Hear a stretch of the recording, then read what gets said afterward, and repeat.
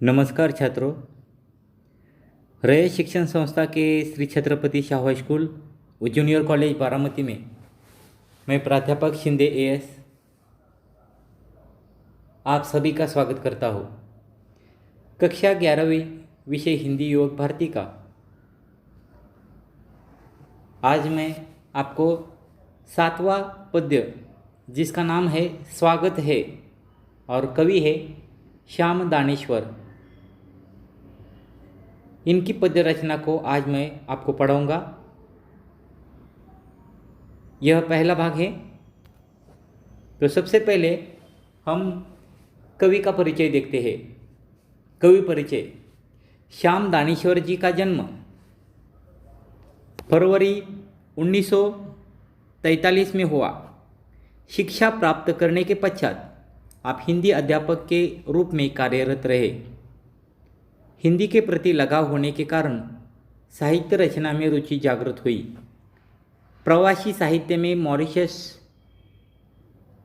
के कवि के रूप में आपकी पहचान बनी।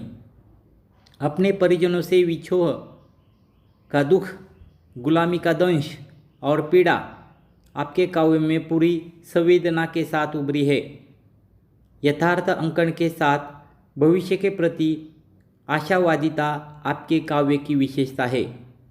प्रवासी भारतीय साहित्य में आपका महत्वपूर्ण योगदान रहा है। श्याम दानेश्वर जी का मृत्यु 2006 में हुई। प्रमुख कृतियाँ पागल, कमलकांड उपन्यास, काव्य संग्रह आदि। काव्य प्रकार विदेशों में बसे भारतीयों द्वारा हिंदी में रचा गया साहित्य प्रवासी भारतीय हिंदी साहित्य कहलाता है। इन रचनाओं ने नीति मूल्य, मिथक, इतिहास, सभ्यता के माध्यम से भारतीयता को सुरक्षित रखा है। प्रवासी साहित्य ने हिंदी साहित्य को समृद्ध बनाने के साथ साथ पाठकों को प्रवास की संस्कृति, संस्कार एवं उस भूभाग के लोगों की स्थिति से भी अवगत कराया है। अभिमन्यु अनंत, जोगिंदर सिंह कंवल, स्नेहा ठाकुर आदि अन्य प्रवासी साहित्यकार हैं। काव्य परिचय। प्रस्तुत कविता में कवि प्रवासी भारतीयों को अपनी विगत दुखद स्मृतियाँ भुलाकर मॉरिशस आने के लिए प्रेरित कर रहा है। अब मॉरिशस की भूमि नहर के समान है जहाँ परिजनों से मिलाप होगा। लघु भारत के आंगन में कवि सभी का स्वागत कर रहा है। कवि ने गिरमिटियों के जीवन में आए सकारात्मकता पहलुओं को उजागर किया है। गिरमिटियों की पीढ़ियों के मन में स्थिति, भारतीयों की संवेदनाओं और उनकी सृजनात्मक प्रतिभाओं के दर्शन भी कराए हैं। अब हम कविता की ओर आते हैं। पहले मैं पद्य को पढ़ूंगा और उसके बाद उसका विश्लेषण करूंगा। देखिए, स्वागत है, स्वागत स्वागत स्वागत है। आओ आओ आओ, ओ मेरे भाइयों, बिखरे हुए मेरे परम दोस्तों, आप सबों का सप्रेम स्वागत है। एक ही माँ के बालक हैं हम और अनेक देशों में बिखरे हैं हम। आज मिलन हमारा हो रहा कई युगों के बाद। तुम सब मॉरिशस की भूमि पर पधार रहे हो, आज स्वागत है। हम सब जहाजिया भाई ठहरे, कोई इस जहाज पर चढ़ा था तो कोई उस जहाज पर, और जब जहाज पानी में बहने लगे तो एक ही देश में नहीं पाए गए। लंगर पड़ा जब समुद्र तट पर, हक्का बक्का ताकने लगे, अरे कहाँ आ गए हम इतनी दूर। अरे मेरे भाई भतीजे कहाँ है, इस जहाज में जगह नहीं थी, फिर उस जहाज पर तो चढ़े थे, स्वागत है। भूल जाओ वह पुरानी कथा, मेरे हृदय के टुकड़ों, भूल जाओ वह जहाजी कारनामे। जो होना था प्रारब्ध में वही तो हुआ हम सबके साथ। अब रोना, रोने से क्या होगा? जहाजी प्रणयन को सोचना क्या? आज तो हम मिल ही रहे हैं युग युगांतरों के बाद। देखो हम सब कैसे साथ हैं आज, लघु भारत के प्रांगण में स्वागत है। पनिया जहाज पर कौन चढ़ेगा अब भैया, बड़ा डर लग रहा है तो है उससे तो कहीं पुनः दोहरा न दे इतिहास हमारा। उस धरती पर बिखर न जाए, खोजते हुए निज बंधुओं को आसमान की राह पकड़ आगे चल। मॉरिशस की भूमि पर उतरेंगे सब, नहर हो जैसे वही हमारा। बाबुल के लोग वही मिलेंगे, देश परदेश के नाम मिटेंगे, आंसू थामे वही मिलेंगे, स्वागत है।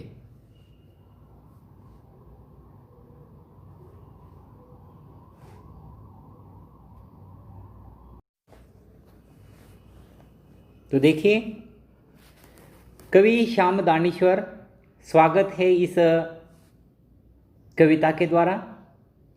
19वीं सदी में ब्रिटिश सरकार ने लाखों भारतीयों को जबरदस्ती स्वजनों से दूर अपने उपनिवेशों यानी विदेशों में भेजा, जहां उन्हें गुलाम बनाकर बड़ी अमानवीय परिस्थितियों में रखा जाता था। प्रस्तुत कविता में कवि भारतीयों को अपनी विगत दुखद स्मृतियां भुलाकर मॉरिशस आने के लिए प्रेरित कर रहा है। अब मॉरिशस माँ के घर के समान है, जहाँ अपने प्रियजनों से मिलन होगा। मॉरिशस अब लघु भारत के समान है। कवि इस भारत में सभी का स्वागत कर रहा है। कवि ने प्रवासी भारतीयों के जीवन में आए सकारात्मक पहलुओं के साथ साथ उनकी संवेदनाओं तथा सृजनात्मक प्रतिभा के दर्शन भी कराए हैं।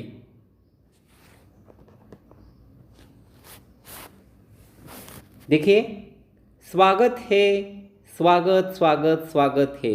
आओ आओ आओ, ओ मेरे भाइयों, बिखरे हुए मेरे परम दोस्तों, आप सबों का सप्रेम स्वागत है। एक ही माँ के बालक है हम और उनके देशों में बिखरे हैं हम। आज मिलन हमारा हो रहा, कई युगों के बाद तुम सब मॉरिशस की भूमि पर पधार रहे हो आज, स्वागत है।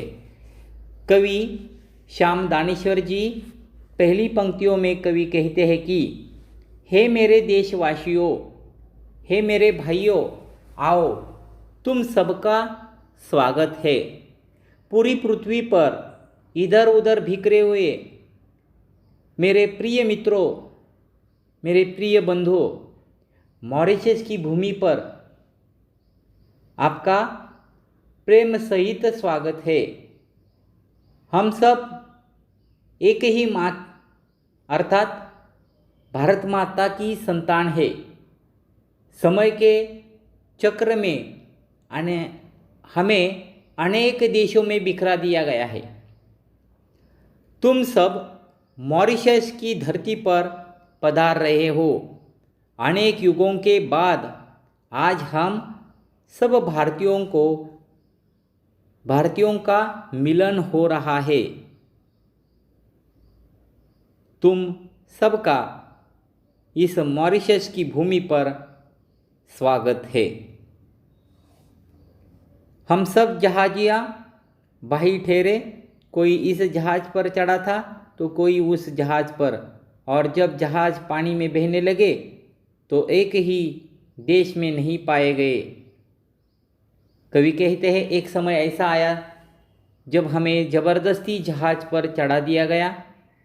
एक ही परिवार के लोगों में से कोई एक जहाज़ पर चढ़ा तो कोई दूसरे जहाज़ पर। किसी को कुछ इसका पता नहीं था या कुछ भी ज्ञात नहीं था कि क्या हो रहा है। हम नहीं जानते थे कि जहाज़ अलग अलग देशों में जा रहे हैं। लंगर पड़ा जब समुद्र तट पर हक्का बक्का ताकने लगे। अरे कहाँ आ गए हम, इतनी दूर। अरे मेरे भाई भतीजे कहाँ है।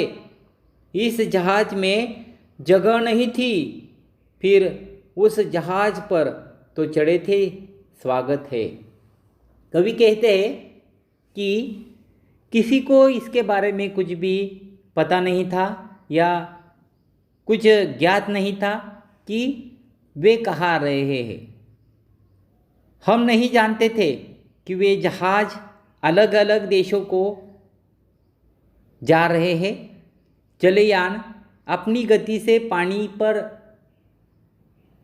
बहने लगे। जब बहुत समय हो गया तो बहुत समय होने के बाद समुद्र में लंगर डाला गया। लंगर इसका अर्थ है लोहे का वह कांटा जहाँ जहाज खड़ा करने के लिए जिसे जंजीर से बांधकर समुद्र में गिरा देते हैं, उसे लंगर का कहते हैं। लंगर पड़ा यानी लंगर डाला गया और जहाज रोके गए तो स्वयं को अपने घर से बहुत दूर एक नई भूमि पर पाकर सब कुछ हक्का बक्का रह गए। हक्का बक्का इसका अर्थ है हैरान होना या परेशान होना। सब लोग यहाँ पर परेशान हो गए हैं। हमने पाया कि हमारे सब साथी, सब परिजन एक दूसरे से बिछड़ गए हैं। हमें अलग अलग देशों में भेज दिया गया है। यह तो हमने देखा था कि एक जहाज़ पूरा भर जाने के बाद हमारे सामने ही लोगों को दूसरे जहाज़ पर चढ़ाया गया था।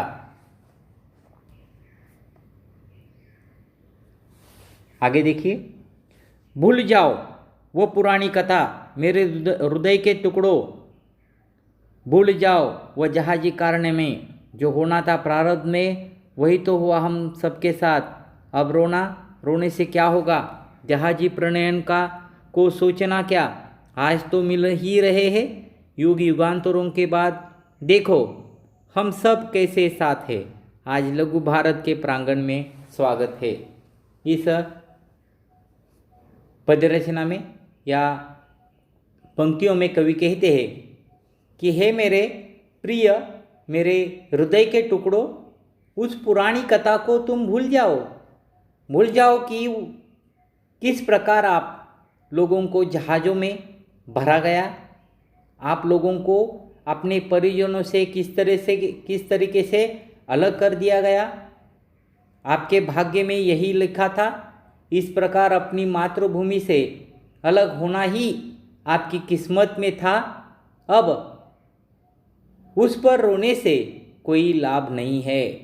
जहाज़ों द्वारा आप सबको यहाँ लाने के लिए या लाए जाने के लिए घटना को सोचकर दुखी होने पर भी अब उसे कुछ भी फायदा नहीं हो सकता।